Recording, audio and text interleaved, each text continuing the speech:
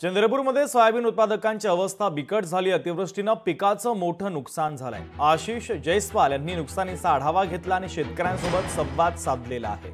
शेताच्या बांधावर जात त्यांनी शेतकऱ्यांच्या नुकसानीचा आढावा घेत शेतकऱ्यांसोबत चर्चा केली आहे। एकंदरीत पूर्ण अहवाल आल्यानंतरच या संदर्भात भाष्य करणे योग्य राहील। परंतु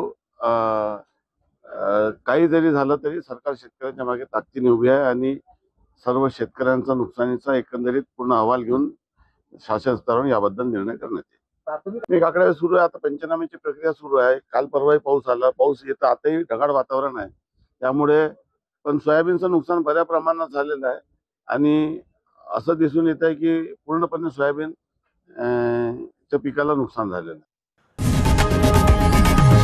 लोकशाही मराठी ऐका, पहा, जागरूक रहा।